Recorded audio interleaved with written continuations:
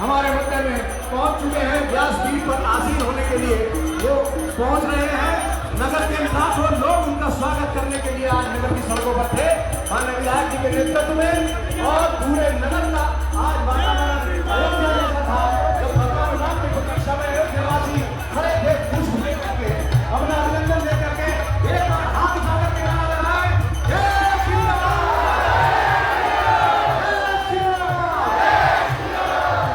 आज सपना नगर का दृश्य अयोध्या नगरी से मिलता जुलता था।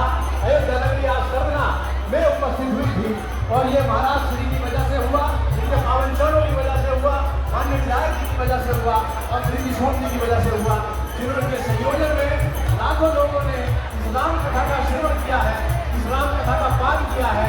तो ऐसा हमारे इस सरना को पवित्र करने के लिए, यहाँ की धरती को पवित्र करने के लिए महाराज श्री ने पहुंचकर अपनी चरण रज हमें दी है। भगवान राम का ऐसा भक्त इस धरती पर दूसरा नहीं है। महाराज श्री आप सबको आशीर्वाद देने के बाद व्यासपीठ पर आसीन हो रहे हैं और आप भी एक बार हाथ जोड़कर चरण वंदना कर अपना स्थान ग्रहण कर सकते हैं। महाराज श्री अपने व्यासपीठ पर आसीन हो चुके हैं। मैं सभी सामने बैठा हूँ, कृपया स्थान ग्रहण कर लें। जो लोग कहीं जिनको स्थान नहीं मिला है, माननीय विधायक जी ने बाहर व्यवस्था कराई है पंडाल के दोनों ओर, पंडाल के दोनों ओर बाहर खड़े नहीं होंगे, बैठ जाएं जिससे अधिक लोग वहां सुन सकें। बस व्यवस्था बनकर रखी गई है। महाराज श्री आपसे सीधे सीधे आज फिर अमृत वर्षा के लिए हमारे मध्य में पहुंचे हैं। महाराज श्री मैं निवेदन करता हूं सभी लोग बैठ जाए बहुत शुद्धता के साथ। प्रतीक्षा किसी की नहीं है। क्यों प्रतीक्षा कर रही है आप? माता श्री हाथ जोड़कर निवेदन है कि स्थान ग्रहण करें। सभी लोग स्थान ग्रहण कर लें। पीछे जो लोग खड़े हुए हैं उनसे भी मेरा आग्रह है कृपया बैठ जाए, व्यवस्था बनाने में सहयोग दें जिससे कि आज की अमृत वर्षा प्रारंभ हो सके। मैं सभी से हाथ जोड़कर एक आधा मिनट कृपया 10 सेकंड भी खराब होते हैं तो महाराज की अमृत वाणी से हम वंचित रह जाते हैं। तो इसलिए कृपया बैठ जाए, खड़े नहीं हो, मेरा आपसे आग्रह है, मेरा हाथ जोड़ करके आपसे आग्रह है, कृपया बैठ जाए। और अब आज की कथा को प्रारंभ करने के लिए मैं आगे बढ़ना चाहूंगा। माननीय विधायक जी और श्रीमती प्रीति सोम जी ब्लॉक प्रमुख आशीर्वाद दे रहे हैं महाराज श्री का। आप सबको महाराज श्री ने अपना आशीर्वाद दिया है। मैं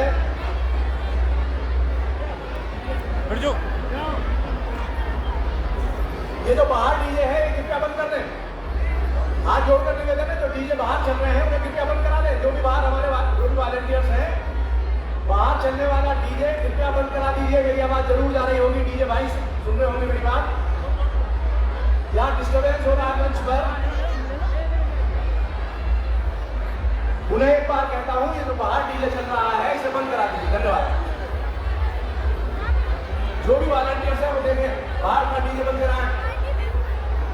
अब मैं आज की राम कथा के लिए निवेदन करूं, उससे पूर्व केवल आपको मैं आंखों देखा हाल सुना रहा था।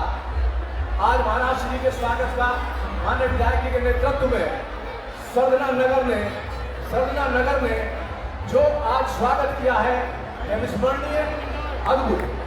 हजारों हजार की संख्या में हमारी माताएं बहनें, नगर के नागरिक, क्षेत्र के नागरिक सब सड़कों पर एक झलक पाने के लिए उन दिव्य शक्ति की, भगवान श्री राम के इस धरा पर सबसे बड़े भक्त श्री विजय कौशल जी महाराज की झलक पाने के लिए, उनकी चरण वंदना के लिए, उन पर पुष्प वर्षा के लिए आज बहुत, मैं कितने बताऊं, हजारों हजार, दर्जनों हजार लोग आज सड़कों पर थे।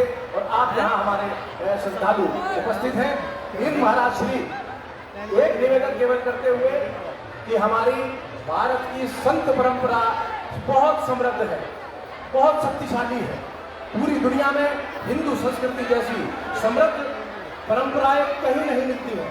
हमारे भारत के ऋषि मुनि संत हम सबको रास्ता दिखाने वाले, भौतिक सुखों के साथ अध्यात्म का भी ज्ञान लेने वाले, उसी संत परंपरा में श्री श्री विजय कौशल जी महाराज। एक नाम मेरे याद आता है, उसका जिक्र करने के बाद मैं महाराज श्री से निवेदन करूंगा, और वो नाम है आचार्य विष्णुगुप्त का। आचार्य विष्णुगुप्त भी जब भारत के अंदर अनाचार फैला और धनानंद का एक पाप का साम्राज्य बढ़ा, और जब विदेशी आक्रांताओं ने भारत पर कब्जा करने की कोशिश की, उस समय आचार्य विष्णुगुप्त, जिन्हें हम चाणक्य के नाम से जानते हैं, उन्होंने चंद्रगुप्त मौर्य को चुना। चंद्रगुप्त मौर्य के अंदर सामर्थ्य उन्होंने देख ली कि ये चंद्रगुप्त मौर्य है जो इस भारत को इन आक्रांताओं से मुक्ति दिलाने का काम कर सकता है। और उसी परंपरा में अगर मैं वर्तमान की बात करूं तो महाराज श्री के 2012 में चरण कमल पड़े थे राम कथा को सुनाने के लिए हमारे सतना नगर में माननीय विधायक जी के बुलावे पर। और उसके बाद हम लोगों को एक ऐसा चंद्रगुप्त मिला कि आज उस चंद्रगुप्त की करनी, उस चंद्रगुप्त की सारे काम, उसका विकास हमें सड़कों पर दिखाई देता है। मैं इसे महाराज श्री की अनुकंपा मानता हूँ।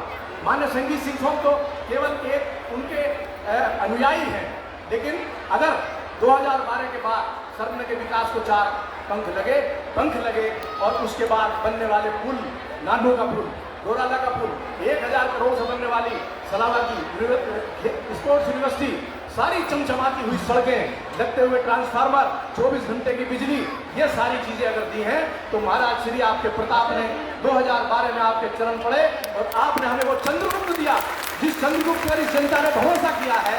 और उस चंद्रगुप्त ने इस जनता की भरोसे को टूटने नहीं दिया। ऐसे महाराज श्री हमारे मध्य में हैं। मैं केवल इस निवेदन के साथ कि कितना सरल और सौम्य व्यक्तित्व महाराज श्री का, स्वागत की परंपराओं के लिए इनकार लगातार करते रहे, लेकिन सदना नगर की माननीय विधायक संगीत सिंह सोम जी के नेतृत्व में उनके चरणों में आस्था थी कि आज पूरा नगर अपने आप उभर पड़ा। एक लंबा काफिला, मैं निवेदन आपसे कर रहा था कि महाराज श्री कभी 1 मिनट भी विलंब नहीं करते हैं, लेकिन आज उन्होंने विलंब नहीं किया है, बल्कि विलंब हुआ है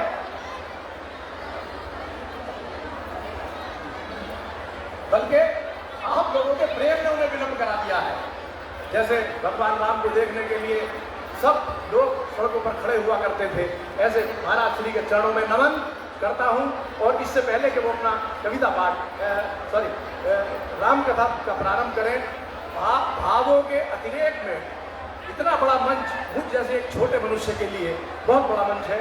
मैं निवेदन करना चाहता हूं, मैंने कल निवेदन किया था कि विधायक जी से मैंने बीच में भी कहा, विधायक जी 1 मिनट के लिए आप भी बोल लिया करो, आप भी अपनी बात कह दिया करो, धन्यवाद ही कर दिया करो। उन्होंने कहा कि मैं महाराज श्री के और भक्तों के बीच में आधा मिनट के लिए भी बाधा नहीं बनना चाहता। इतनी बड़ी सोच है उनकी। तो मुझे आदेश हुआ है महाराज श्री का भी, और कल मैंने निवेदन किया था माननीय विधायक ठाकुर संगीत सिंह सोम जी से भी कि कल आप हमें अवश्य अपना उद्बोधन देंगे, अपना संबोधन देंगे।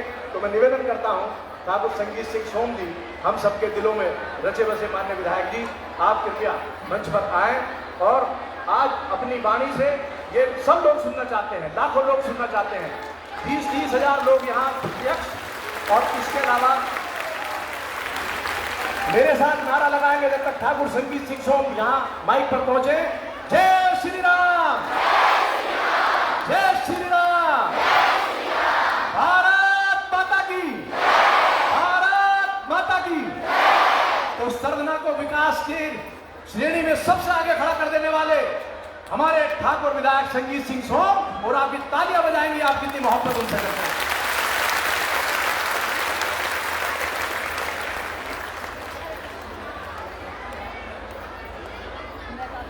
सबसे पहले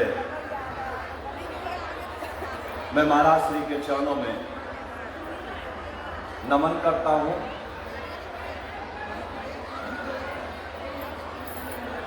और धन्यवाद देता हूं महाराज श्री को कि महाराज जी, हम सबके निवेदन पर आप हम सबके बीच में जो आशीर्वाद देने आते हैं,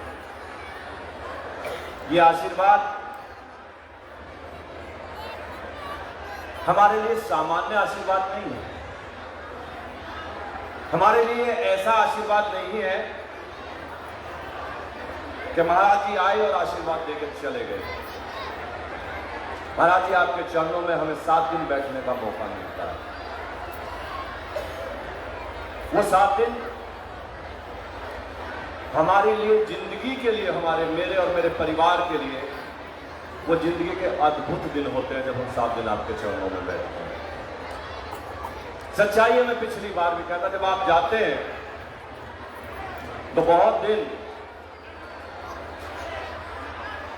घर में घुसने तक का मन नहीं करता। वो इसलिए कि हमेशा लगता है कि अभी तक तो महाराज जी आशीर्वाद देने वाले घर में थे, अब नहीं है तो घर में, मतलब किस लिए जाए तो घर में जाने का मन नहीं करता। महाराज जी, आपके आशीर्वाद से मैं यहाँ 2012 में चुनाव लड़ा था, और मेरे ध्यान है आपने मुझसे एक ही बात कही थी कि संगीत, कभी भी लोगों को धोखा मत देना, लोगों की अपेक्षाओं पे खरा उतरना। महाराज जी, हम तो आपके भक्त हैं, आप जो सिखाते हैं वही करते हैं। धोखा देने तो हमने जिंदगी में नहीं सीखा, हम तो इन लोगों की सेवा में हमेशा रहते हैं। बहुत लोग समझते होंगे महाराज जी के ये कथा हमारे लिए कोई राजनीतिक आयोजन है, नहीं, ये कथा हमारी जिंदगी का जुड़ा हुआ हिस्सा है। और अब तो मेरी जिंदगी का नहीं महाराज जी, मेरे परिवार की जिंदगी का नहीं, सरगुना क्षेत्र के बच्चे बच्चे की जिंदगी का हिस्सा ये कथा है महाराज जी। आप आज कथा से जब जाएंगे, हम जानते हैं कि अगली कथा का हम कितनी बेसब्री से इंतजार करेंगे। हम हमेशा सोचते हैं अगर मेरा बस चले महाराज जी, ये संभव नहीं होता, मेरा बस चले तो मैं 12 के 12 महीने आपकी कथा यही बैठ कर सुनता रहूं। साल में 12 महीने, तो 12 के 12 महीने 365 दिन आपकी कथा मैं यहाँ सुनता रहूं।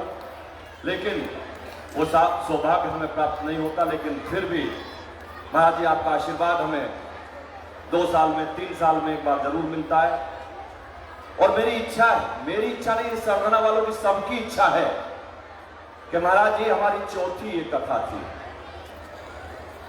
ये चौथी कथा थी। कम से कम लगातार हमारी 11 कथा तो ये पूरी हो जाए आपके आशीर्वाद से, आपके मुख से ये 11 कथाएं हमारी पूरी हो जाए।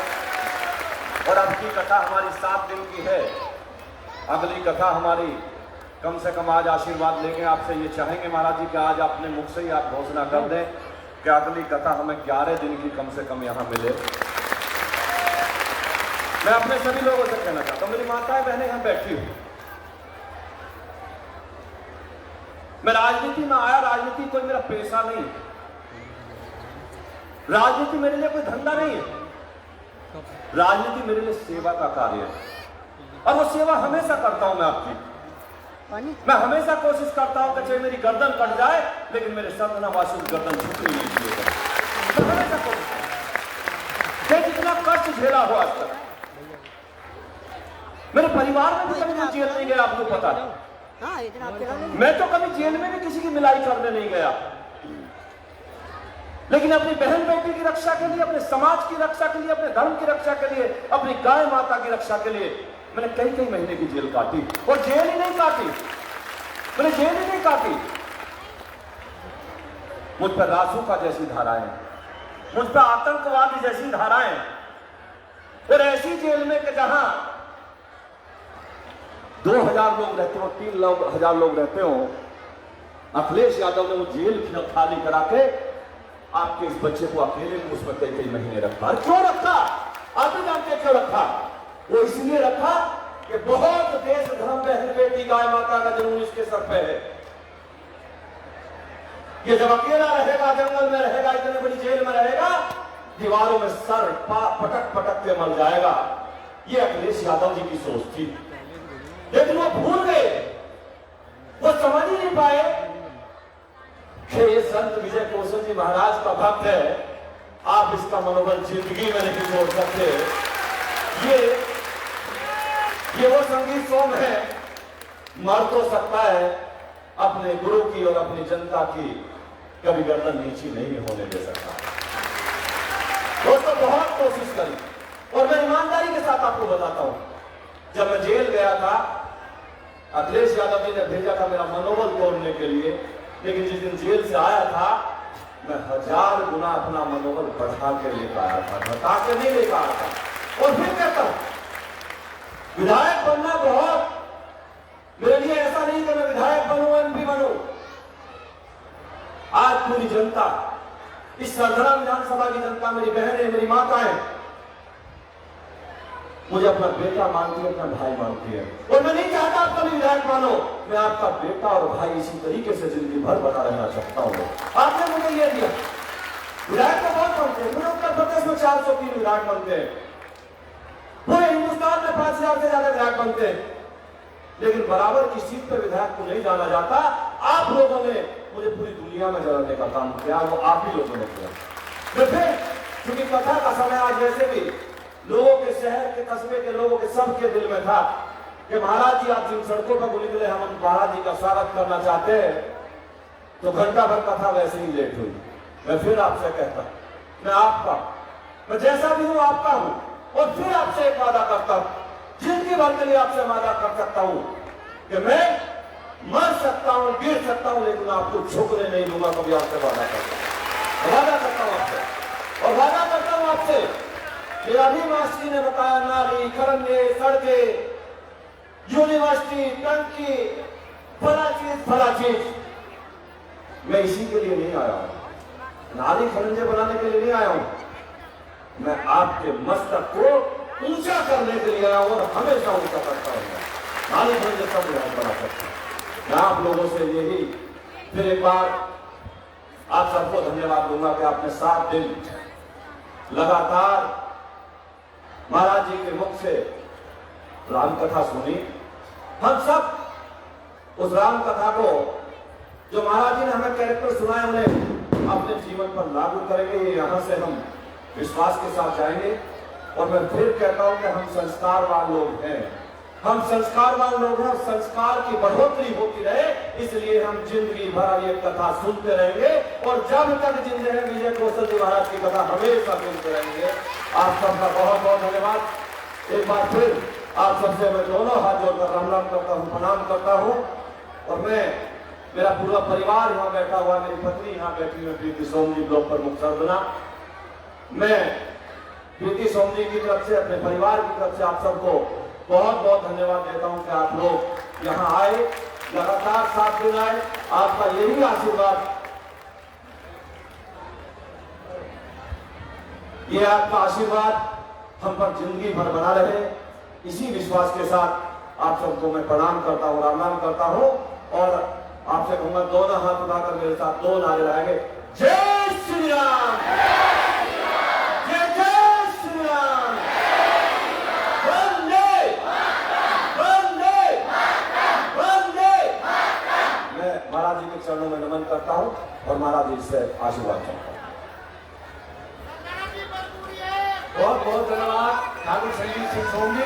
हम सब आपसे प्रेम करते हैं, आपके आभारी हैं। लाखों लाख जनता आपकी ऋणी है, आपने इतना बड़ा अवसर सम्मान को दिया।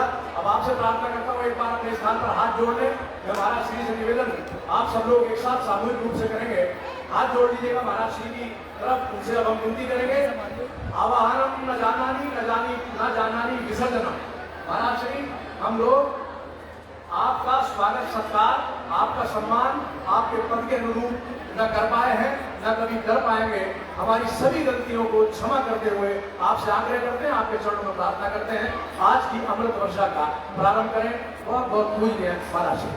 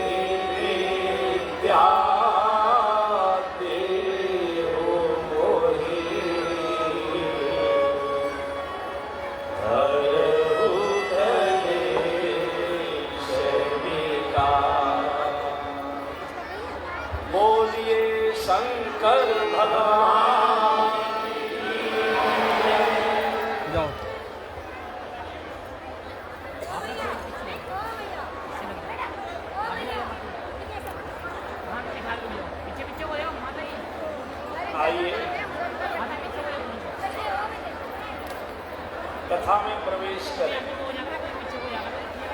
कथा आज की बड़ी कारुणिक है, लेकिन शुरुआत कथा के मंडप में बड़े उत्साह से हो रहा है। बड़ी कठिनाई हो रही है, कितने उत्साह भरे वातावरण में एक करुणा कैसे लेकर जाए। क्योंकि दशरथ जी का शरीर पूरा हो चुका है और मृत्यु प्रसंग आप जानते हैं बहुत कारुणिक होता है।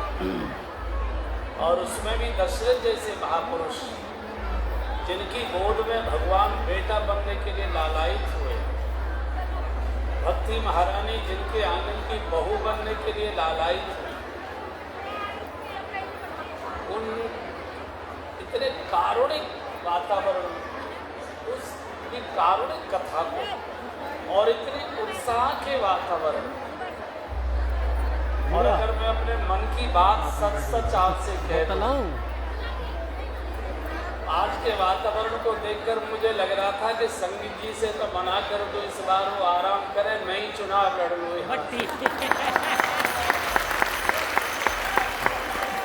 ऐसा लग रहा था जैसे पूरा पूरा सरगना क्षेत्र आकर खड़ा हो गया हो सड़कों पर।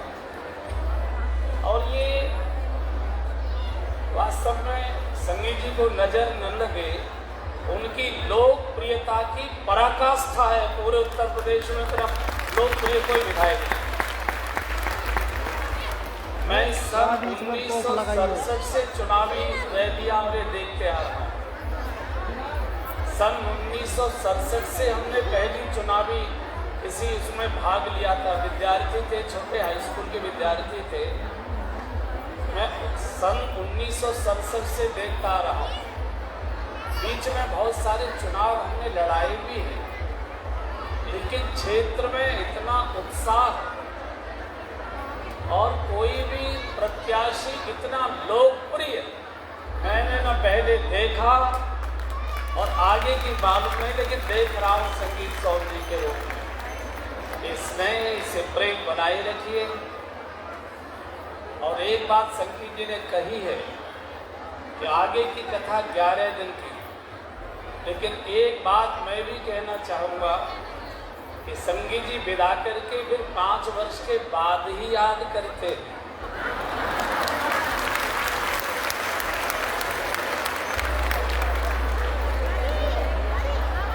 आदरणीय प्रीति स्वामी जी बैठी हैं। मेरा आग्रह है कि जिस दिन संगीत सोम चुनाव जीत कर आएंगे, उसके ठीक 8 दिन बाद 11 दिन की कथा सरभरा।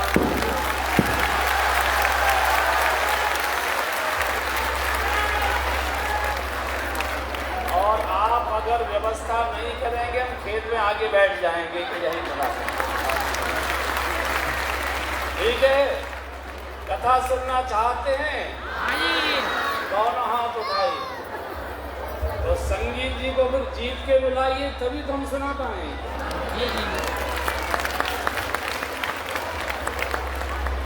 ठीक है, आपका उधार हमारे सिर पर है।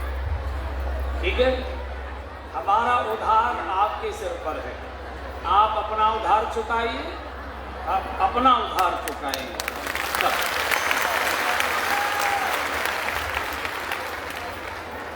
अब सच तो ये है कि भजन गा के 2 मिनट की बात करके कथा करने का मेरा वो हो नहीं रहा। इतना आनंद से भरा हुआ है मन कि अब वो रोने वाली कथा मुझसे तो वो होगी नहीं।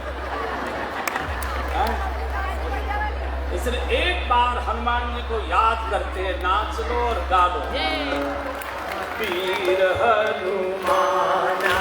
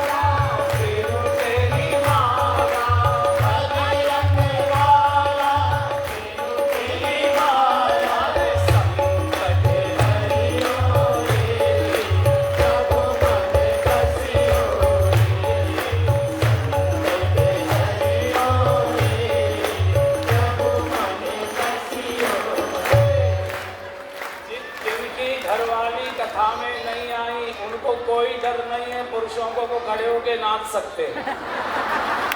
वीर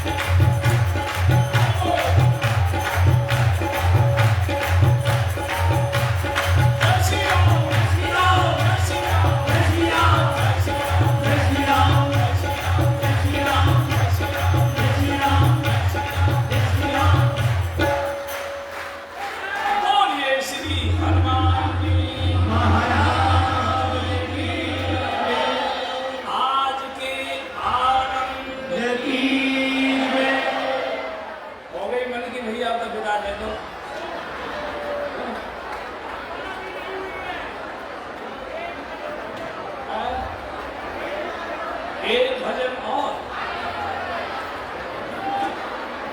अच्छा भोजन नहीं भजन।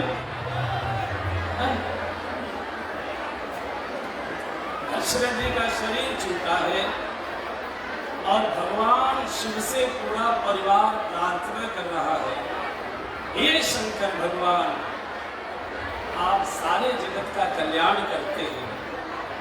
महाराज दशरथ जी की विदाई के बाद हम सब अनाथ हैं, चूंकि श्री राम वन में, इसलिए हमारे ऊपर कृपा करिए। पूरा दशरथ जी का परिवार साढ़े 700 रानियां बैठकर भगवान शिव की उपासना कर रही है, उसे मिन्नतें मना रही है, उनका गुणगान करें। एक बार शंकर जी का भजन और गा लीजिए, फिर 2-3 बातें मैं बोलूंगा, फिर आपकी शंकर जी का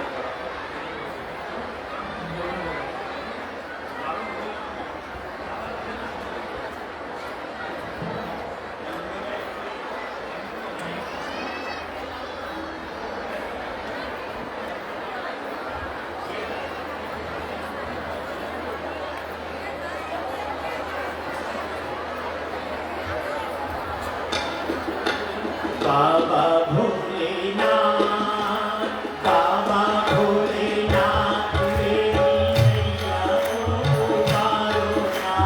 बाबा भोलेनाथ, बाबा भोलेनाथ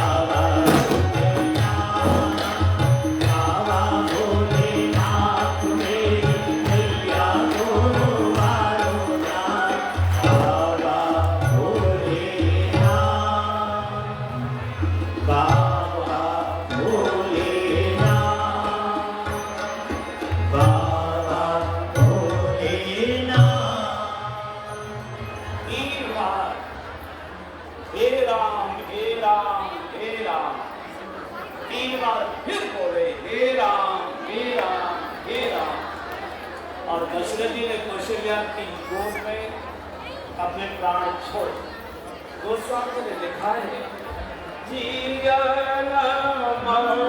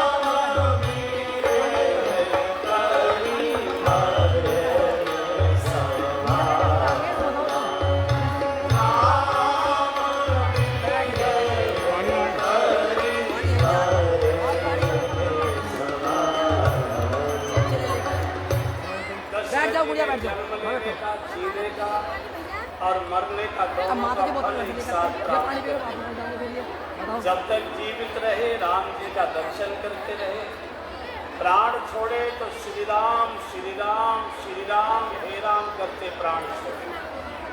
जीवन मरण फल दशरथ पाप, राम राम कहे राम कहे, राम राम कहे राम। तन परिहर रघुवर विरह, राव गए सुर था। देखिए मरते समय मनुष्य का मन जहाँ अटका होता है, मरते समय मनुष्य के मन में जो विचार चलते हैं, अगला जन्म उसका उसी के अनुसार हुआ करता है। ये सिद्धांत है। और मरते समय मन में वही बातें आती हैं जिनमें मन जीवन भर अटका रहता है।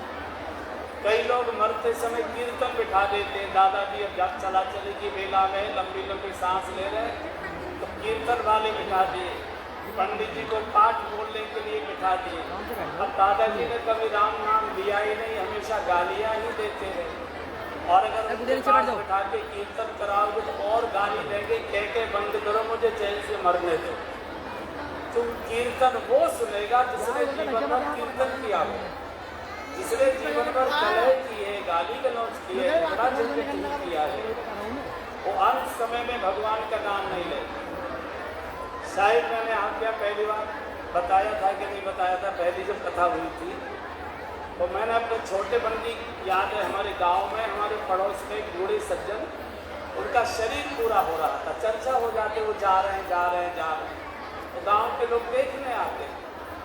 तो हमारी बच्चों को बातें जाने नहीं देती मुर्दा देखने के लिए। उसको छोटा बालक है ना, वैराग्य हो सकता है, तो भूत का डर दिखाती तो हमारी माँ हमको बंद कर गई, जो कि भाई बहन थे। ये जैसे तैसे कुंडी उंडी खोल के हम निकल गए, छोटे थे, 5-6 साल के रहे हो। ऐसे वो जमीन में लिटाए हुए थे, लंबी लंबी सांसें अब गई अब गई अब गई, ऐसा। ऐसे लोग उसके चारों खड़े हुए थे। तो थोड़ी सी आँख खोली बुड्ढे ने, उनका पौत्र था, पोता जो था वो पास दिखाई दिया उसको ऐसे इशारे से। तो पोते ने पूछा बाबा काल आऊं, से पूछा तो सुनाई नहीं पड़ रहा था। मुझे हाँ काल आऊं कुछ मन में होए तो बताओ, तो बोला ठीक से जा नहीं रहा था। तो मिली जुली ऐसी गड़गड़ाती भाषा में बोले दरम दरम दलेवी, गरम गरम। अच्छा, जो मरते समय गरम गरम जलेबी मांग रहा है उसका अगला जन्म कहाँ होगा? हलवाई के यहाँ तो बड़े भाग्यशाली का जन्म होता है। हलवाई क्या नहीं होगा, हलवाई की दुकान के फट्टे के नीचे होगा। कढ़ैया कौन चाटेगा, डंडे कौन खाएगा? तो जो मरते समय और जीभ चाटने की बात करता है उसको अगला जन्म चाटने वाले का ही होता है। इसलिए अंत समय में भगवान याद आए, हमारे शुभ कार्य हमको याद आए, धर्म याद आए, गंगा याद आए, गौ याद आए। इसके लिए गौ सेवा करें, गंगा दर्शन करें, गंगा स्नान करें, परमार्थ करें, धर्म का पालन करें, माता पिता की सेवा करें, तब अच्छे विचार मरते समय आते। मैं इसी समय एक बात और कहूँगा, हम लोग राम कथा सुन रहे हैं। राम जी को एक शब्द भी दशरथ जी ने कहा नहीं था मुझसे कि बेटा तुमको 14 वर्ष वन को जाना है, मैं प्रतिज्ञाबद्ध हो चुका हूँ। एक शब्द नहीं बोले।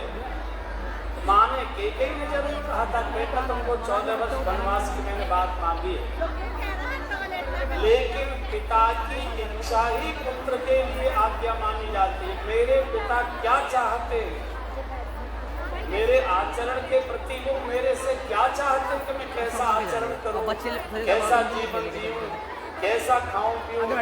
अगर पिता को बोलना पड़ा, इसका अर्थ है कि हम उनकी आत्मा में बसे ही नहीं।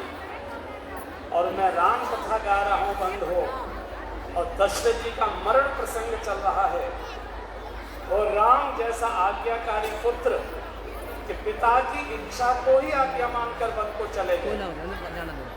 मेरा आज सबसे निवेदन है, मैं बाकी की बात नहीं कर रहा, लेकिन इस मंडप में बैठकर जो कथा सुनते हैं, और ये मेरी शायद चौथी बात की कथा है, इतनी कृपा करिए कि जब आपके घर पर कोई आपका रिश्तेदार आए, नातेदार आए, कोई और मिलने जुलने वाला आए, गांव का ही कोई व्यक्ति आपके चौपाल पर आकर बैठे, द्वार पर आकर बैठे, घर में आए, उसको हमारे घर की खुशबू अलग प्रकार की मिलनी चाहिए। हमारे अपनी वाणी से, बोलचाल से, व्यवहार से, और हमारे बच्चों की वाणी, बोलचाल और व्यवहार में अलग प्रकार की सुगंध, अलग प्रकार की खुशबू, अलग प्रकार का दर्शन होना चाहिए। ये कलयुग में कैसा परिवार है, इतना विनम्र, इतने शीलवान, इतनी मधुरवाणी, इतने आज्ञापालक, इतने सुशील, ये किस लोक के बच्चे हैं? ये कलयुग में सतयुग के बच्चे कहाँ से आ गए? वो प्रश्न करें कि हमारे बच्चे तो बहुत उद्दंड हैं, हमारी बात मानना तो वो तो सुनने को तैयार नहीं, हमारा चेहरा देखने को तैयार नहीं, हमसे अलग रहने के लिए लड़ाई झगड़े करते हैं। आपके घर में ऐसा वातावरण कैसे हो गया? आप अपने बटन खोलकर सीना तान कर कह सके ये राम कथा का प्रताप है, हमने राम की कथा सुनी है, मर्यादा पुरुषोत्तम की कथा सुनी है, हमने उस परिवार की कथा सुनी है, इस परिवार में आज्ञा दी नहीं जाती, इच्छा ही उनके लिए आज्ञा हो जाया करती है। राजपाट छोड़ सकते हैं पिता की आज्ञा की, पिता की इच्छा की पालन करने के लिए। तो हमारे परिवार में जिन्होंने कथा सुनी है बंधु और बहनों, उनके घर में बहन लोग भी मेरे सामने बैठी हैं। मैं प्रार्थना करूंगा, आपको किसी मंदिर में भी जाने की आवश्यकता नहीं, आपको किसी देवी देवता की पूजा भी अलग से करने की आवश्यकता नहीं। जीवित देवी और देवता हमारे घर में निवास करने वाले हमारे बूढ़े माता पिता, दादा दादी। और किसी ने बहुत अच्छा लिखा है, एक बार गाइए। कोई ढूंढ रहा प्रभु को वन में, कोई ढूंढ रहा प्रभु को वन में, कोई घर में बैठा भजन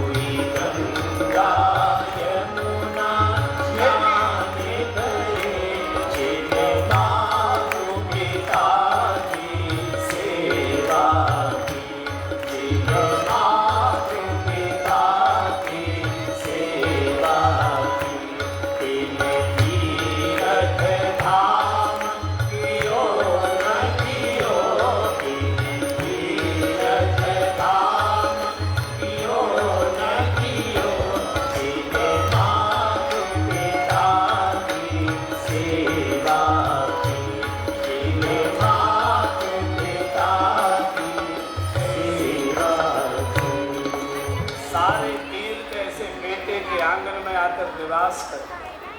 सेवा के लिए मैं ये नहीं कह रहा हूँ कि आप उनके पैर ही दबाइए, या आप उनके कपड़े ही धोइए, या आप उनके झूठे बर्तन उठाइए, मैं ये नहीं कहूँगा। आप इतने बड़े लोग हैं, आपने नौकर चाकर रखे होंगे, वो सेवा कर सकते हैं। लेकिन मेरी बहनों से भी, बंधुओं से भी, नौजवानों से भी, सबसे मेरी व्यासपीठ से विनती है कि कृपया अपने चेहरे के हाव भाव से, अपनी लाल लाल आँखों से, अपनी गरम गरम श्वासों से और अपनी कड़वी कसैली डांटने वाली वाणी से माता पिता को कभी मत बोलिए। यही सबसे बड़ी सेवा हो जाएगी और कोई सेवा करने की आवश्यकता। उस समय कोई जवान बेटा अपनी बहू और अपने बच्चों के सामने अपनी बूढ़ी माँ को फटकारता है, बीच में मत बोला करो, चुप रहा करो, तुम क्यों बैठी है, अपना काम करो, यहाँ मत आओ। जिस समय कोई जवान बेटा अपनी पत्नी और बच्चों के सामने अपनी बूढ़ी माँ को फटकार लगाता है, वो माँ बोलती तो कुछ नहीं, सूखी आंखों से उस बेटे के चेहरे को देखती है। वो तू वो है जिसके लिए मैंने इतने व्रत अनुष्ठान किए थे, साधुओं के जाकर मैंने, ब्राह्मणों के यहाँ जाकर मैंने नाकें रगड़ी थी, आशीर्वाद दीजिए, आशीर्वाद दीजिए, मेरी गोद भरे। रात रात भर में गोद में लिए बैठी रहती थी, जहाँ था तीर्थों में मारी मारी घूमती थी, मेरा बालक ठीक रहे, मेरा बालक ठीक रहे। कैसे कष्टों से मैंने पाला था, कितनी मिन्नतों से मैंने बड़ा किया था। मुझे नहीं मालूम था कि एक दिन मुझे ये देखना पड़ेगा कि मुझे फटकार लगे। माँ बोलती नहीं है, लेकिन माँ उस दिन भोजन नहीं करती और कमरे में बैठी बैठी रोती रही। आप इतनी कृपा करिए। मैं जानता हूँ कि बुजुर्गों की बुद्धि थोड़ी वृद्धावस्था में थोड़ी बिगड़ जाती है, मैंने मान लिया। कितने दिन के मेहमान हैं, साल के, 2 साल के, 4 साल का, एक दिन छोड़कर चले जाएंगे। याद आएगी अम्मा ऐसी थी, अम्मा ऐसी थी, अम्मा ऐसी थी, बाबूजी ऐसी थी, बाबूजी ऐसी थी। बहुत याद आएगी बंधु और बहनों। तो परमात्मा के रूप में है, हमको आशीर्वाद देने के लिए मुफ्त में परमात्मा माता पिता के रूप में आशीर्वाद देने के लिए बैठा हुआ है। आप कोई सेवा मत करिए, पर उनको फटकारिए मत, रुलाइए। ये जो जवान आयु की बहनें बैठी है, मेरी बहुत विनम्र प्रार्थना है, आप अपने बच्चों को थोड़ा सा डांटिए, फटकारिए। जब दादा दादी की आज्ञा की वो अवहेलना करे, उनको उल्टे सीधे जवाब दे।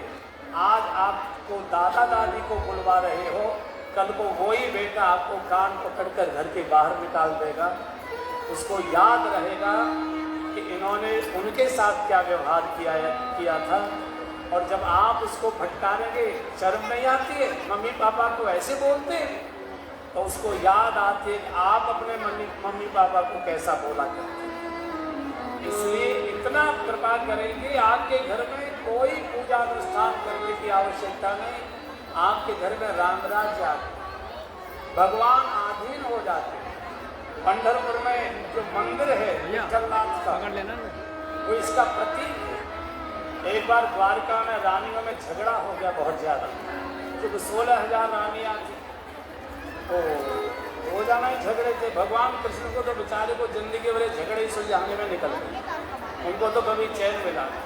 अब एक के साथ कितना मुश्किल पड़ता है, तो 16,000 की देखा ना कितना कैसा हो। अगर वो साड़ी भी लाते होंगे तो एक भी ऊंच नीच साड़ी ले आए तो उसी में झगड़ा हो जाता होगा। अब 16,000 साड़ी एक जैसी तो बनती नहीं होंगी, तो ये कितना मुश्किल होता। एक बार रूठ के रुक्मिणी जी मायके में चली गई। महाराष्ट्र उनका मायका है, विदर्भ उनका मायका है।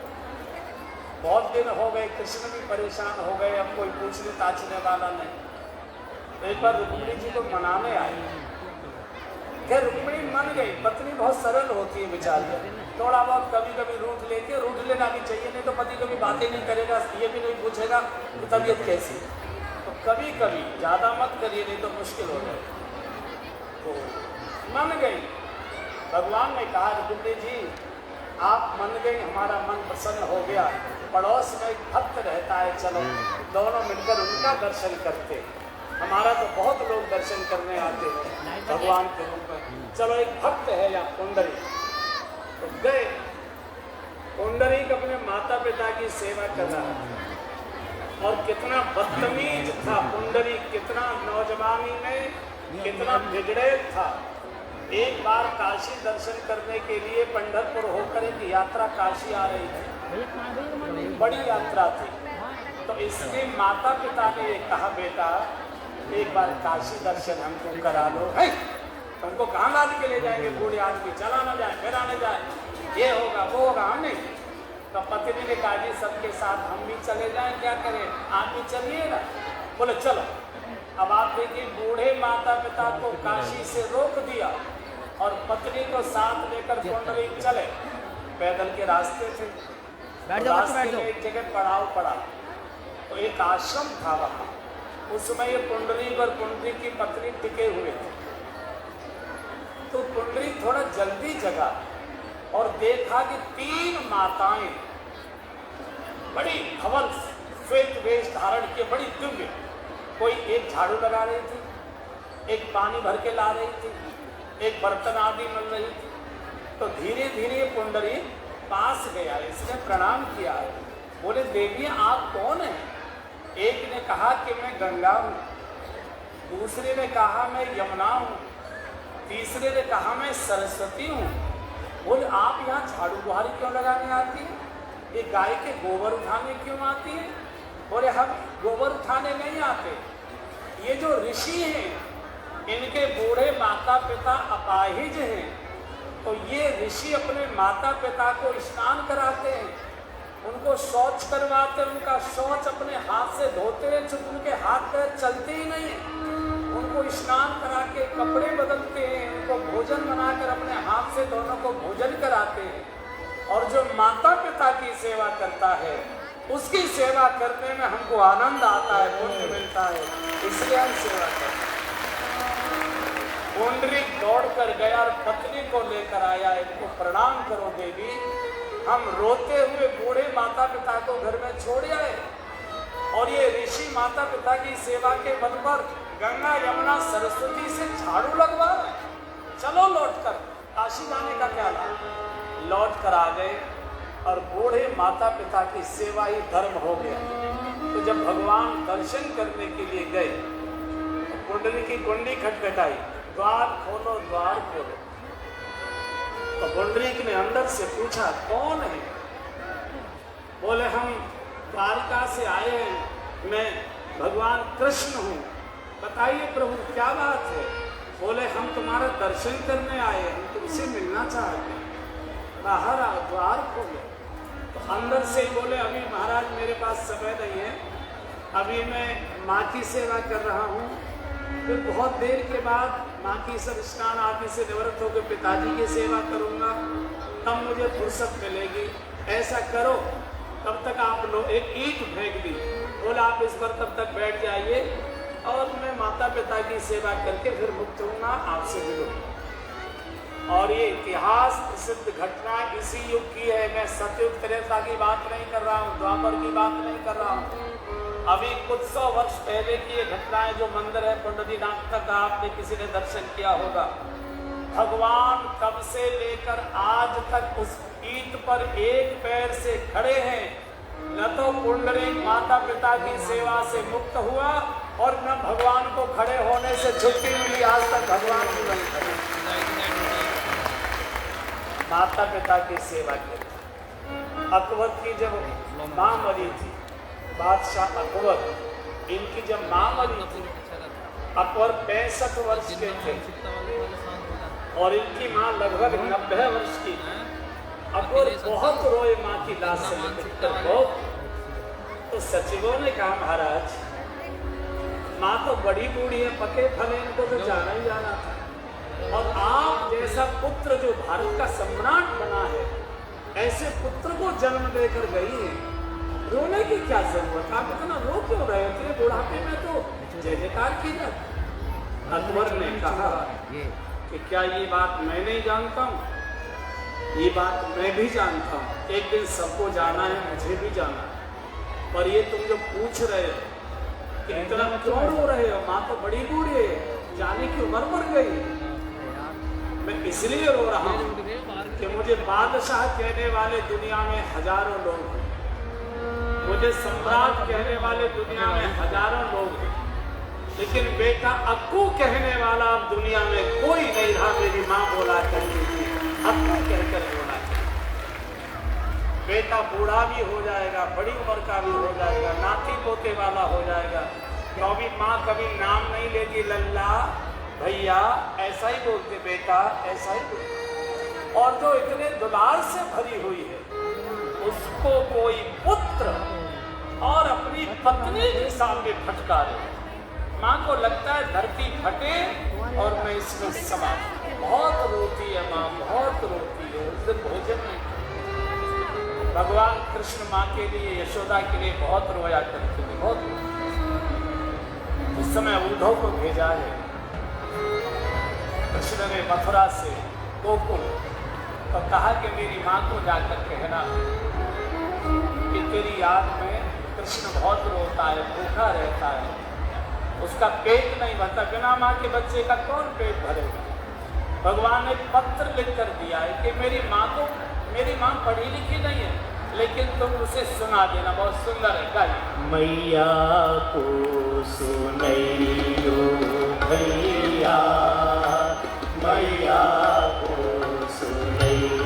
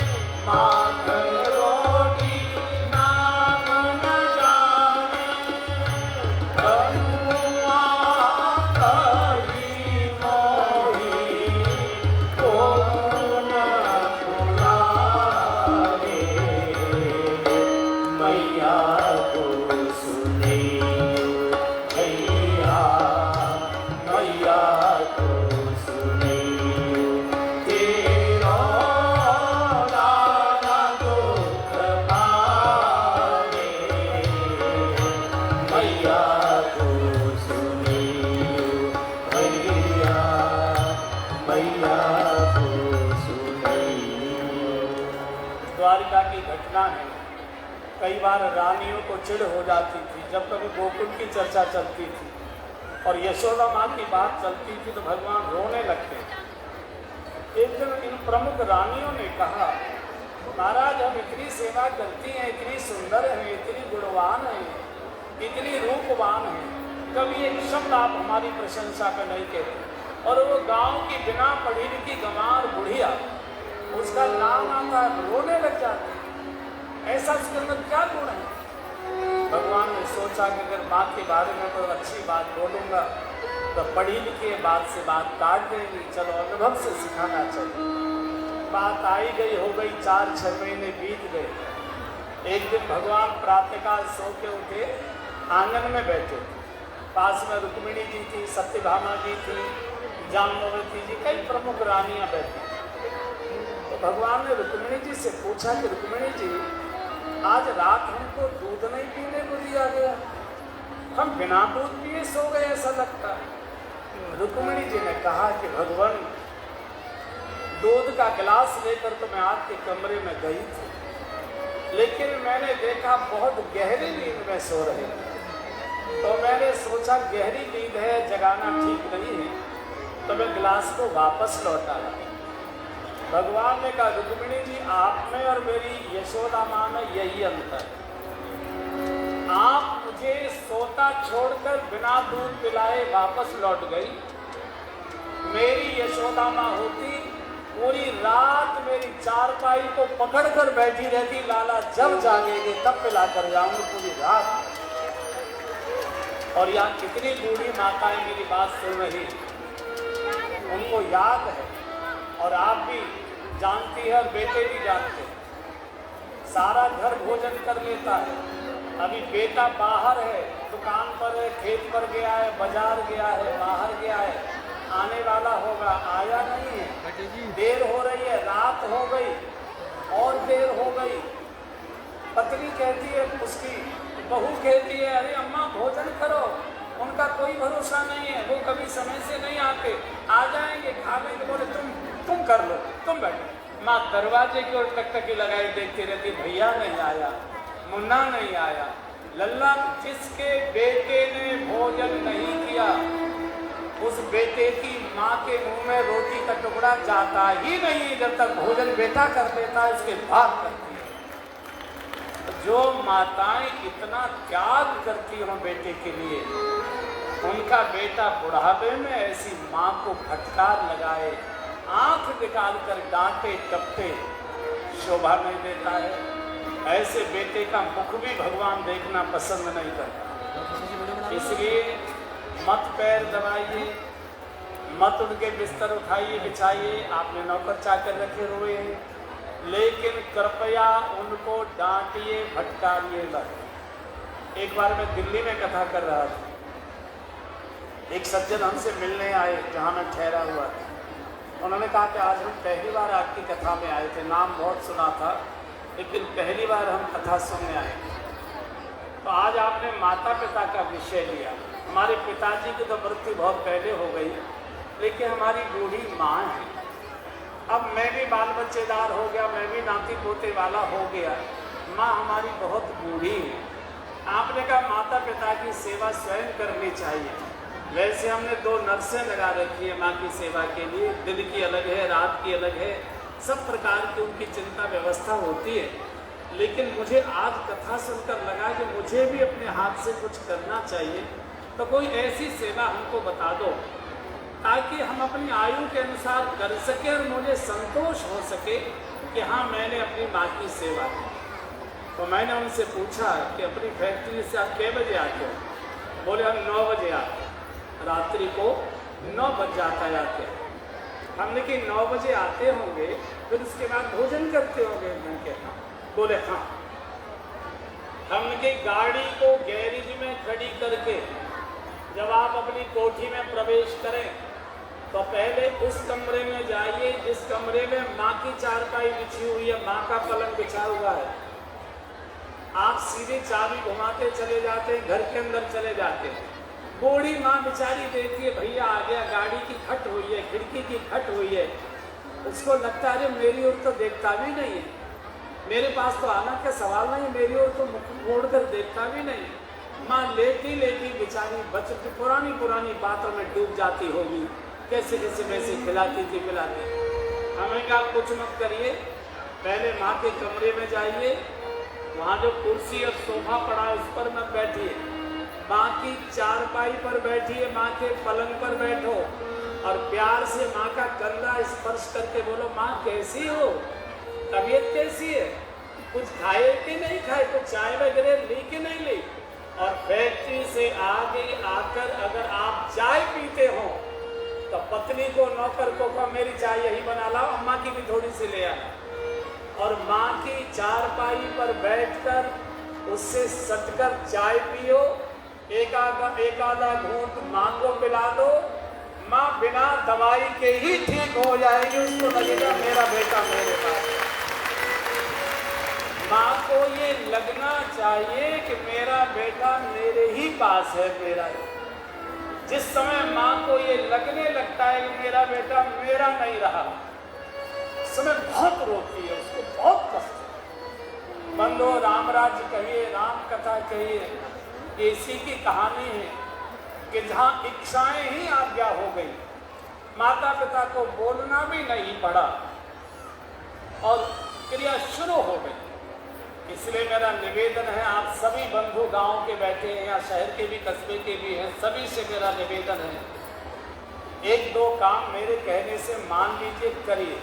और मुझे लगना भी चाहिए कि हाँ आपने कथा सुनी है, अन्यथा तो तमाशा मान लिया जाएगा। जैसे औरों के तमाशे देखने चले जाते हैं, यहाँ जरा ज़्यादा अच्छा तमाशा हो रहा है, बढ़िया पीने को चाय मिल रही है, खाने को आलू के बड़े मिल रहे हैं, और आज तो लड्डुओं के डिब्बे लुटाए जाएंगे, तो ये तमाशा तो तमाशा ही रह जाएगा। लेकिन ये कथा हमारे जीवन में, अभी संगीत जी बोल रहे थे, ये कथा हमारे जीवन का अंग बने, हमारे जीवन में जाए, हमारे साथ हमारे घर के आंगन में जाए, हमारे ड्राइंग रूम में जाए, हमारे बेडरूम में जाए, हमारी खेत की मेड़ तक ये कथा जानी चाहिए। हमारे जीवन का हर आचरण राम जैसा बने, और राम जैसा तो नहीं बनेगा, लेकिन इतना खराब भी न बने कि लोग चर्चा करें, राम कथा भी सुनता है, गालियाँ भी बकता है, और घर में कलह भी करता है, पत्नी को भी उल्टा सीधा बोलता है, भाइयों से भी झगड़ा करता है, ये भी चर्चा ना हो। लगना चाहिए कि ये जब से राम कथा सुनकर आए हैं, आमूल चूल परिवर्तन इनके व्यवहार आचरण में आ गया है। ये आपको भी लगना चाहिए, परिवार को भी लगना चाहिए, पड़ोस को भी लगना चाहिए, गांव को भी लगना चाहिए, आपके रिश्तेदारों को भी लगना चाहिए, और बंधुओं और बहनों मुझे भी लगना चाहिए कि आपने राम कथा सुनी है, तो वातावरण अलग प्रकट हो जाता है। केवल दो काम करिए मेरे कहने से। पहला, सवेरे की नहीं कह रहा हूं, दोपहर की नहीं कह रहा हूं, शाम को, शाम का भोजन, छोटे बच्चे जो भी आपके घर में, 1 2 3 जो भी हैं, हम दो, हमारे दो जो भी हैं, घर का भोजन एक साथ बैठकर करिए। होटल मत बनाइए घरों को, जो जब आ गया गरम करके खिला दिया, गरम बना के, नहीं नहीं, आपको सालों साल पता नहीं लगेगा। आप खाना खा के अपने कमरे में चले गए, हर घर में टीवी लगाए, आप अपने टीवी में डूब गए, आप अपने मोबाइल में डूब गए। लड़का कहाँ घूम के आया, क्या खाकर आया, क्या पीकर आया, किससे मिलकर आया, आपको सालों साल पता नहीं लगेगा। बिटिया हमारी ट्यूशन पढ़ने गई थी, सहेली के यहाँ होमवर्क करने गई थी, कहाँ घूमती रही, क्या करती रही, क्या देखती रही, आपको सालों साल पता नहीं लगेगा। और जब तोते हाथ से उड़ जाते हैं तो केवल सिर पीटना बचता है और कुछ बचता नहीं है, तो कोई काम नहीं आता है, कोई काम नहीं। और ये स्थिति हो रही है, ये स्थिति हो रही है बंधु, ये बीमारी शुरू हुई है, ये महामारी में न बदल जाए, इसके लिए कम से कम बाकी को छोड़ो, जो मेरी आंखों के सामने बैठे, कम से कम वो तो बचा लीजिए अपने परिवारों को, नहीं कुछ नहीं बचे, कुछ नहीं। आप अखबार उठाइए, आधे से ज्यादा समाचार इसी बात के होते हैं, वो वहां चला गया, उसकी ऐसी हत्या कर दी गई, वहाँ ये हो गया, वहाँ ये हो गया, वहाँ ये हो गया। इसलिए आप कहेंगे वो तो बड़ी देर से आते हैं बच्चे, हम कब तक भूखे बैठे। अगर बच्चे चाहिए, अब 4-4 6-6 बच्चे किसी को नहीं हो रहे, जैसे तैसे एक बेटा होता है, एक बिटिया होती है, और वो भी हाथ से निकल जाए, रोने के अलावा और कुछ बचेगा नहीं। इसलिए बेटा बेटी चाहिए, एक साथ बैठकर खाना खाइए। माताओं से भी मेरा निवेदन है, बाप कहता है मुझे जल्दी खिलाओ, उसका कोई भरोसा नहीं, रुको जी मुन्ना आने वाला होगा, थोड़ी देर बस अभी आने वाला है। थोड़ी बहुत डांट खाइए, लेकिन बेटे को बचाइए, बिटिया को बचाइए। बहुत कठिनाई में देश इस समय फंसा हुआ है। सारे देश की प्रदेशों की सरकारें केवल इन परिवारों की समस्या से जूझ रही हैं। महंगाई रोकी जा सकती है, कानून व्यवस्था ठीक की जा सकती है, विकास किया जा सकता है, सड़कें बनाई जा सकती हैं, लेकिन लड़के और लड़की इधर उधर भाग रहे, इनको नहीं रोका जा सकता। माता पिता ही रोक सकते हैं और नहीं रोक सकते। बहुत इसलिए एक साथ भोजन करिए, इसको नियम बनाइए। कहिए कौशल जी महाराज कह गए, गाली मिलेगी मुझे, भाड़ में जाए कौशल महाराज मुझे रोटी खिलाओ, कोई बात नहीं, उसकी चिंता मत करिए, लेकिन बच्चों को बचाइए। कुछ हाथ में नहीं रहेगा। एक दूसरे जब भी आप घर से बाहर जाएं, बच्चों को भी सिखाइए। बच्चे स्कूल जाएं, ट्यूशन जाएं, बाजार जाएं, खेलने जाएं, जहां भी जाएं, माताएं बहनें खेल में जाएं, गाय भैंस का काम करने जाए। वैसे यहाँ जो बैठी है कोई नहीं करती है, जो यहाँ बैठी है वो कोई नहीं करती, फिर भी मैं कह रहा हूँ खेत पर जाए, पड़ोस में जाए, कहीं भी जाए, पुरुषों से भी मेरा निवेदन है, खेत पर जाए, बाजार जाए, पढ़ाने जाए, सर्विस करने जाए, कहीं भी आप अपने घर के बाहर जाए, आपके सबके घर में छोटा मोटा पूजा घर बना हुआ है, चाहे वह हनुमान जी का फोटो होगा, चाहे साईं बाबा का होगा, चाहे शंकर जी का होगा, चाहे गणेश जी का होगा, कोई न कोई पूजा में छोटा मोटा मंदिर जैसा बना हुआ है सबके घर में।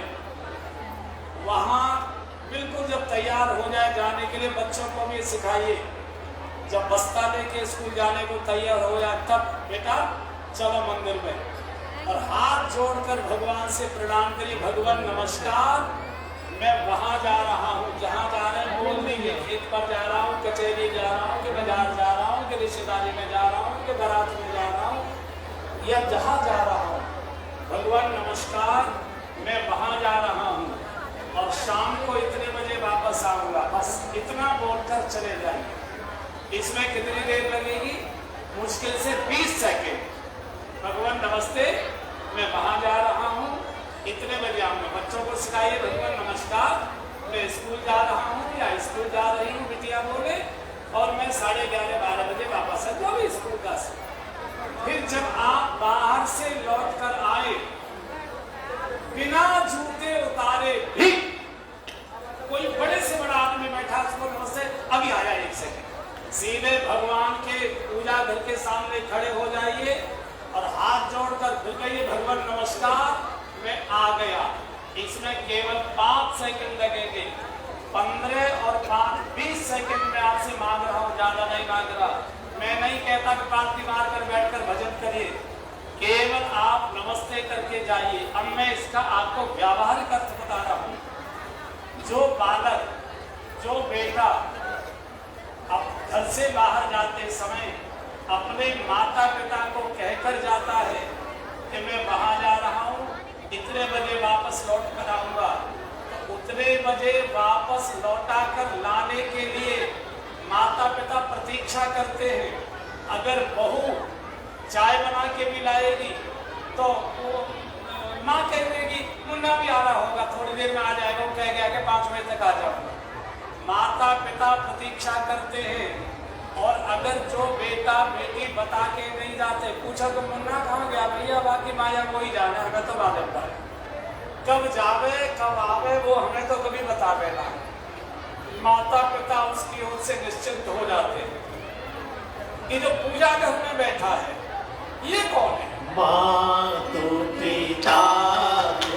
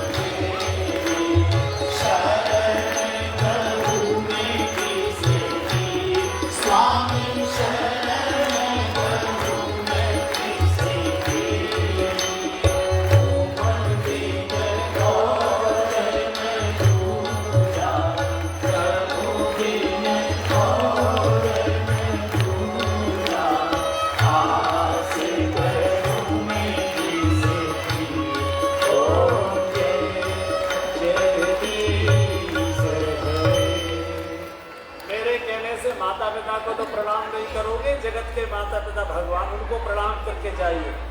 और ये मैं व्यास पीठ से अनुभव बोल रहा हूँ।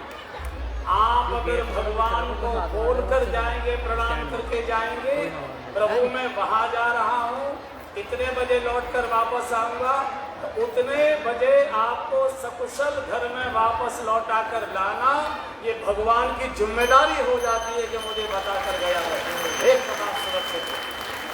बच्चों को आदत डालो, पहले भगवान को प्रणाम करके जाओ। आता है बच्चा जल्दी से बस्ता फेंकना, भूख ले, ठाकुर जी को भगवान को प्रणाम करो। और तीसरी अंतिम बात, फिर अंतिम निवेदन करके पूर्ण करना। चलिए जी। फिर तीसरी अंतिम बात, जब आप रात्रि को चारपाई पर सोने के लिए आ जाते हैं, सब बातों से निवृत्त होकर, बाथरूम आदि से, लघुशंका आदि से निवृत्त होकर, जब आप अपने बिस्तर पर सोने के लिए लेटने को आते हैं, उस समय 1 मिनट के लिए लेटने से पहले बिस्तर पर बैठिए और दोनों हाथ उठाइए मेरे साथ। दोनों हाथ उठाइए, क्रिया करनी है। दोनों हाथ उठाइए और मैं बोलूंगा, उससे दोहरा दीजिए, फिर मैं बताऊंगा क्या करना। हे प्रभु, आपकी अपार कृपा मेरे ऊपर बरस रही है, मैं आपको सादर प्रणाम करता हूँ। हे प्रभु, आपकी अपार कृपा मेरे ऊपर बरस रही है, मैं आपको सादर प्रणाम करता हूँ। माथा टेकिए, प्रणाम करिए। फिर दूसरी बार हाथ उठाइए, वही दर्शन करिए, मेरे साथ साथ बोलिए, हे प्रभु, आपकी अपार कृपा मेरे ऊपर बरस रही है, मैं आपको सादर प्रणाम करता हूं। माथा टेकिए, प्रणाम करिए। फिर तीसरी बार बोलिए, हे प्रभु, आपकी अपार कृपा मेरे ऊपर बरस रही है, मैं आपको सादर प्रणाम करता हूं। और सो जाइए। बहन लोग प्रणाम करती हुई बोले, कुछ दिनों में स्वप्न में आपको भगवान की झांकियां दिखाई देने लग जाएंगी, ये मेरी गारंटी है। आपके लिए क्रिया शुरू कर। और अंत में जब जब आपको याद आए, इसी भजन को गाइए, हम तुम्हारे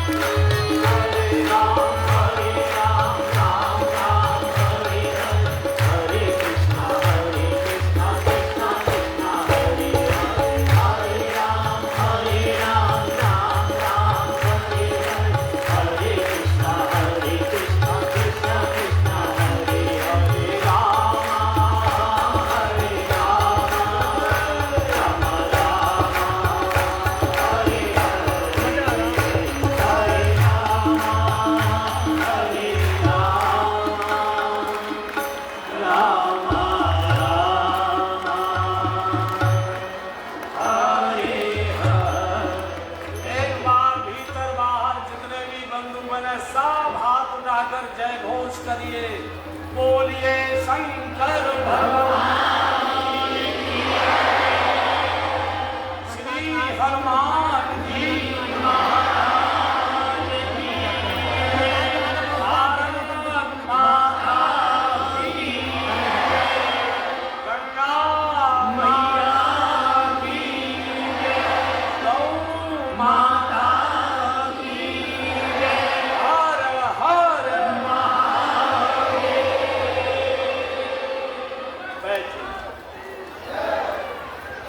आगे की कथा दशरथ जी का संस्कार होता है भरत जी के द्वारा, और भरत जी चित्रकूट से पादुका लेकर सिंहासनारूढ़ करते हैं और भगवान के 14 वर्ष के बाद आगमन की प्रतीक्षा करते हैं। ये मैंने केवल कथा के विराम स्थल तक पहुंचाया है। पूरी कथा भरत जी कैसे आते हैं, कैसे संस्कार होता है, इसके लिए मैंने बता दिया। अगर ये पूरी 11 दिन की कथा आपको सुननी है बहुत जल्दी, तो दोनों हाथ उठाकर संगीत जी का आह्वान करिए कि हमको कथा सुनवाइए।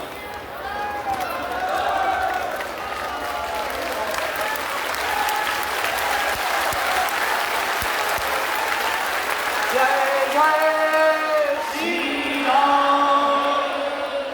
और मैं व्यासपीठ से आप सब बंधुओं को, बहनों को और विशेषकर सोम जी के पूरे परिवार को आशीर्वाद देता हूँ, शुभकामनाएं देता हूँ। ऐसे ही फूल से खिले रहें, स्वस्थ रहें, प्रसन्न रहें, क्षेत्र की सेवा करते रहें और सबको ऐसे ही कथाएं सुनवाते रहें। जय जय जय जय जय जय। आप सूचना सुनिए, उसके बाद जाइए आरती के बाद। एक बार मेरी सभी से मेरी हाथ जोड़ के प्रार्थना, एक तो खड़े ना हो, एक बार महाराज जी के स्वागत में सबके पास फूल पहुंच रहे हैं, एक बार फूल बरसा के हम महाराज जी का स्वागत करेंगे। सब लोग एक बार अपनी जगह बैठे रहें और फूल की टोकरी पहुंच रही है। और मेरी सबसे हाथ जोड़ के प्रार्थना है, भीड़ ज्यादा है, प्रसाद में अव्यवस्था हो सकती है। बहुत लोग चारों तरफ खड़े हैं। मेरी हाथ जोड़ के गुजारिश है, आप यहाँ से 15 मिनट बाद उठना, तब तक उधर के लोग प्रसाद लेकर निकल जाएंगे, जिससे सबको प्रसाद मिल जाए। बहुत से लोग व्यवस्था बिगाड़ने भी आते हैं, 2-4 लोग। वे 2-4 लोग कामयाब ना हो पाए, हम सबकी जिम्मेदारी बनती है। आप सबसे मेरी गुजारिश है कि 10 मिनट 15 मिनट बैठे रहे, प्रसाद उधर शुरू हो गया है, प्रसाद बटे, तब तक आरती होगी। लेकिन कोई भी, मैं हाथ जोड़ के कह रहा हूँ, इस तरीके से ना जाए। एक बार सब फूल बरसा के महाराज जी का स्वागत करेंगे। जय श्री राम, जय जय श्री राम। बहुत बहुत धन्यवाद महाराज जी का, और आप सबका बहुत बहुत धन्यवाद। आपने इतने शांति प्रिय तरीके से मेरी प्रार्थना सुनी। अब आरती होगी और आरती के बाद मास्टर जी कहाँ आ जाए, कहाँ है महिपाल जी मास्टर जी? आरती की तैयारियां चल रही हैं। मेरा हाथ जोड़ करके निवेदन है, माननीय विधायक जी ने भी कहा बहुत भीड़ है, आप कल्पना नहीं कर पा रहे हैं। अभी यहाँ अपने स्थान पर ही रहेंगे। अभी कम से कम 10-15 मिनट के बाद यहाँ से प्रस्थान शुरू करेंगे। जो बाहर भीड़ है वो जाना प्रारंभ करेगी। मैं तो पूज्य गुरुवर के चरणों में अपना शीश झुकाते हुए आग्रह करता हूँ कि आपने वायदा किया है और ठाकुर संगीत सिंह सोम जी को हम नहीं भूलने देंगे, तो इसलिए फिर पुनः कथा के रसपान के लिए आप सबको ठाकुर ऐसे नहीं डरता किसी से, सही नहीं।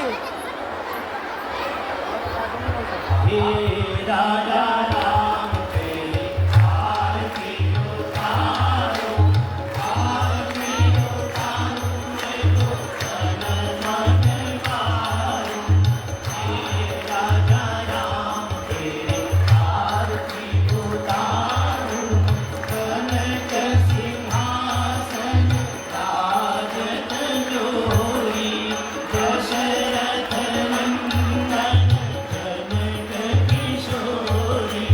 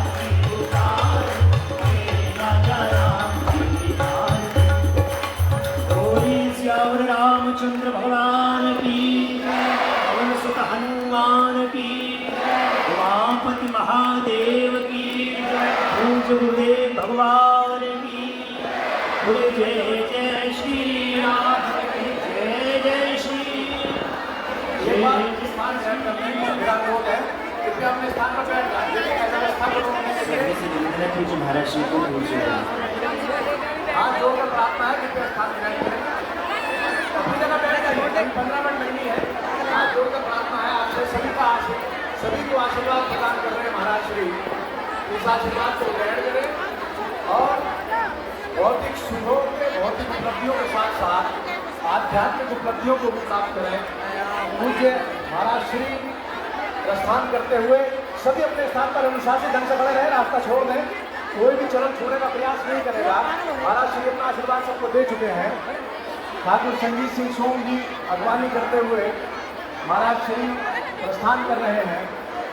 मैं सभी से निवेदन करूँगा बहुत अनुशासित ढंग से रास्ता छोड़ दीजिए। महाराज श्री प्रस्थान कर रहे हैं। आप लोग भी कृपया अपने स्थान पर बैठ जाए। कुछ सूचनाएं हैं जो आपको ये बहुत जरूरी है, तो कृपया बैठ जाए, कृपया बैठ जाइए। अभी 15 मिनट कम से कम लगेगी जब तक पीछे के लोग निकलेंगे प्रसाद देते हुए। तो इस भीड़ में इस भयंकर राम भक्तों के समूह में एक बार कृपया बैठ जाइए। मेरे मित्रों से भी निवेदन है, मेरे युवा साथी खड़े हैं, बुजुर्ग खड़े हैं, आप 10 मिनट 5-7 मिनट के लिए कृपया बैठ जाए अपने स्थान पर। यह व्यवस्था नहीं होगी, मेरा आग्रह है आप लोगों से कृपया अपने स्थान पर बैठा और सूचनाओं को सुने। देखिए हरि अनंत हरि कथा अनंता एक एक प्रसंग महाराज श्री किस प्रकार विस्तार से हम लोगों के सामने वर्णन करते हैं और उनकी वाणी में साक्षात सरस्वती विद्यमान है। सरस्वती के मानस पुत्र महाराज श्री के श्रीमुख से हम लोगों ने यहाँ